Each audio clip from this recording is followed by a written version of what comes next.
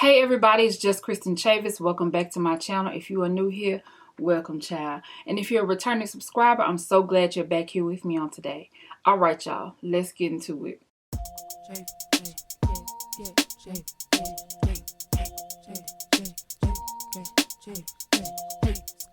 It's another one for real.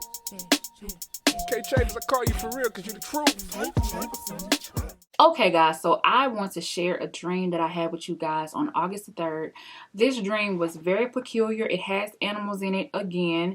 So, I know that this dream is meant to be shared with you guys. I actually recorded another video that I was going to release today, and it disappeared. So here I am today, and in prayer, God showed me that I need to talk to you guys about this well dream. Okay, so in this dream, my stepdad is driving, and my mom is in the passenger seat. I'm in the back seat, and I'm just looking out the window, and I usually would sit on the left side behind him. So I'm looking out the window, and we're coming down a street called Line Avenue in Shreveport. It's coming out of downtown, and to the left I see some water. It's like we're crossing over a bridge, and I see some water, and it seems like it's the Red River, but I see this big whale in the river, and I'm like, whoa, it's a whale over there. Did y'all see that whale? They were like, no. So my dad turns around and he goes back so we can get a closer look. Well, when we go back to get a closer look, we end up going closer to the water, like off the road, and there's more whales out there. There's at least 4 whales, and I see a large turtle, like a giant turtle. Like, I wasn't up very close to it, but it was bigger than a turtle should be. It kind of reminded me of like the Galapagos turtles, like that kind of big, like huge. And I saw like a huge mollusk, like a moon snail. It's like a grayish color, and it has like a little spirally shell. I saw that. So there were other animals in this shallow water that were just like standing. And after that happened, I end up in this room with an old classmate from high school, and we're trying to figure out how to work this printer. And I'm also in there with the monk. And it seemed like in the dream that I was in a relationship with this monk. And I was like, well, you know, he is technically a preacher. Like, I'm telling myself that he's technically a preacher, but it's going to be very quiet, you know, because he was very quiet even in that moment. And I had this box of Band-Aids. It was all shades, all skin tones in this box. And they were like banded together in like really big stacks, banded together. And I was looking for a Band-Aid for my finger. So, long story short, I go and I hug the monk. He has on this bright yellow robe. And when I hug him, my makeup gets on his robe. And it kind of smears. And I apologize. And he's like, oh, it's fine, it's fine. So, I turn around and I look out the window. And I have a piece of paper in my hand. I look out the window and I still see the whale. I see a whale that's in shallow water. I don't see the spout where it's trying to breathe or anything like that. It just seems like it's just bobbling at the top, almost like it's dead. And I see this car that's in the water as well. And this car is not sinking. It can float on the water, and it's just kind of bouncing around. And it actually goes like over the tail of the whale and then kind of floats back on out. And then the car gets near the shore and zooms on out. And the shore is sandy, but it's like a small piece. Like, you know, where people go to fish, it's like it's a little clearing, like people have been driving there, and now you can actually access the water. That's what it looked like. It wasn't like this massive beach, because it was technically like a river or something like that. So he drives on right into traffic, like the interstate is right there. And I'm like, what is going on? So I look at the whale. The whale raises up, and it makes his mouth like it's like a C shape, and these are like all teeth, and it's like, it makes this noise that I can hear. And as the whale is making the C shape, on my paper in my hand is the same exact image of the whale, and then it goes back down in the water. And that's pretty much the dream. So I'm like, what in the world does this have to do with anything, Lord? Like, what does this have to do with my business? What are you trying to say? So I immediately went into prayer, and started to journal about this dream. And the things that I came back with is like, a whale is like one of the largest mammals in the ocean, right? And a whale, if they get in shallow water that's too shallow, they're not going to be able to survive. They're not going to be able to breathe. They're going to be stuck, and eventually they're going to die. Okay. I also did some research where whales came up, stuff about whales, where the Republican Party changed their logo or whatever, their mascot, whatever you want to call it, to a whale, because they said they realized that the elephant wasn't the most powerful or largest mammal or animal out there.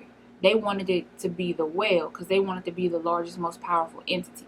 I don't know if they still are represented by the whale, but at one point they had changed it to a whale. So I felt like this was interesting because the last dream that I had with these giant animals last year, it had something to do with the election.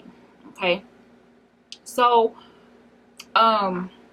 whales, of course, they can't operate or function in shallow water. What stuck out to me is that there were 4 whales. One whale was really big, but there were 4 whales, and it was like men out there trying to handle them or something like that. And what stuck out to me is 4, and I know Delta is the 4th letter in the Greek alphabet. Okay, and what started coming to me was when, okay, a whale can't breathe in shallow water. One of the main symptoms or issues with the coronavirus is with the lungs and not being able to breathe. So I know he was trying to show me what this disease, or the demon that this disease is, and the havoc that it's wreaking on our community. Okay, so remember, water represents the Spirit of God, and like flowing in the Spirit, moving in God's presence. To see my former classmate from college floating on the water and not sinking let me know that this was something meant to happen, that this was something sent from the Lord. So this guy in particular, his name is Jason. I looked up the name Jason, and Jason means healer. And to see him float over the whale as far as he could go and then come back and then take off, I was like, whoa, what are you saying? Before I had this dream, the Lord told me to release a word. He said, get your house in order. This is for everybody. Get your house in order. Get ready for this next wave of death that's about to come. Okay, and to see these whales, especially 4 whales in the water, and they're floating and they seem like they're near death, and even people that are on ventilators in the hospital, they have to be in the prone position to make sure that they can actually breathe, which is on their stomach. And this whale was on its stomach. This whale was just, it seemed like it was just barely making it. Okay, and the only time I saw the face of the whale is when it raised up towards the end.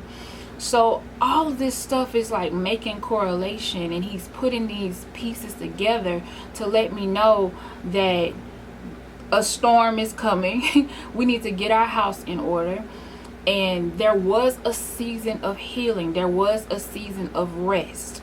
But because of the hardening of our hearts, the hardening and hard-headedness that a lot of people have displayed in this time and in this season, that period of healing that was there waiting to manifest has gone. And a highway or interstate represents life. It represents a means to travel. It represents a means to go. And as I was praying over this dream, the Lord was just saying, like, this is what has to take place for my will to be done. This is the final shakedown. Some people are not going to like it, but this is what's going to happen. This is what's going to take place. It's something about not having breath in your lungs and not being able to breathe. I don't know if you've ever drowned before or almost drowned. That will shake you back to reality real quick and make you realize that you don't have no control or no power over your own life. Now, he did say that healing is coming, that a cure is coming, just not right now, because there's still more work to be done. There's still some things that he needs to do, and some things that he needs to correct in some people's lives and in some people's thinking. Okay, now as far as the monk, I'm still a little fuzzy on that, but he had on the yellow, right? And the yellow reminds me and lets me know something about the anointing, right? And the presence of God, because it's like a color similar to gold. And I embraced him. Some of my makeup got on his face, but he was okay with that, right? So it's like, even in this place where we were trying to fix and handle some things and troubleshoot, that's kind of where we are right now, right? Where some people are embracing other faiths because they are losing faith. They're embracing other practices, and those other practices may not seem like a full compromise because it doesn't seem harmful, because it seems peaceful, but that's not where God wants us to be. That's not what he's called us to be. And there's a lot of people that are lukewarm, or they're cold. They're not hot at all. And in this place, God is going to be shaking us up to wake us up. Me trying to find out a way to work this printer, this troubleshooting, that's what we've been doing in this time, in this season, is trying to figure out how to not allow people to get sick, how to defeat this sickness, how to walk in healing, how to get back to where we were trying to be.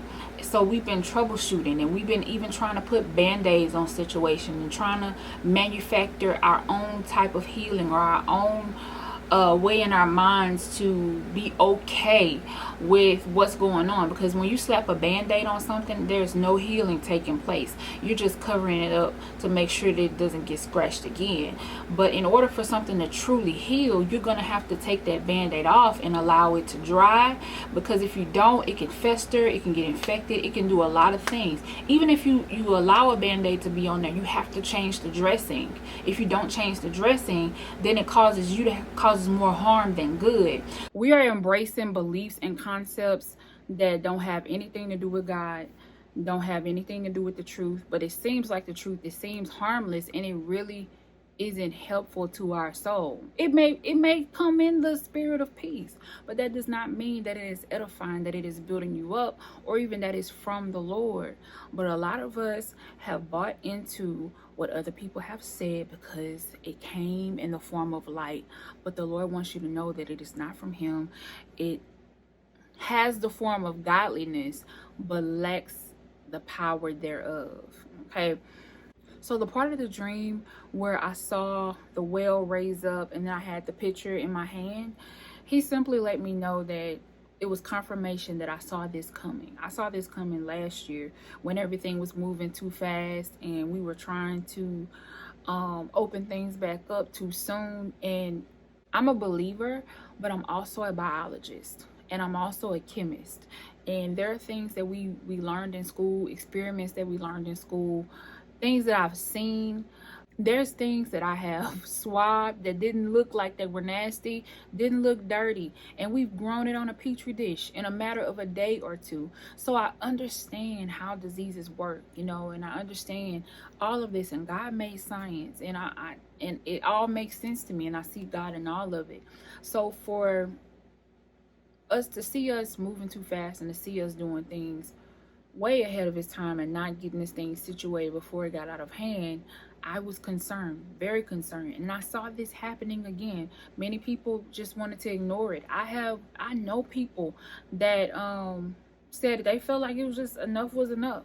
They wanted to believe that it wasn't there anymore. They wanted to just go through life acting like it's not there, because when people go through situations, when they feel like they've gone through enough, that's what we do. We shut down, we pretend, we deny. We do this when somebody tells you that they've been abandoned or abused or whatever, and it was at the hand of somebody you love and you trust. Most people are going to deny that. They don't want to accept the truth. So that's the time that we are living in. That's my dream. As far as the snails, baby, we've been moving slow. Snails, turtle, we've been moving at a turtle's pace as far as getting our house in order. We have been moving very slow, when it comes to this thing. And we are playing with this thing, but this thing is not going to play with us, baby. So stay tuned, stay in prayer, baby. Get your house in order, okay? Get your mind right, your spirit right. Do whatever you got to do to get ready for this next wave, because it ain't going to be no joke. All right, y'all. I love y'all. This is Just Kristen Chavis. I'll see you guys again next week. Bye-bye.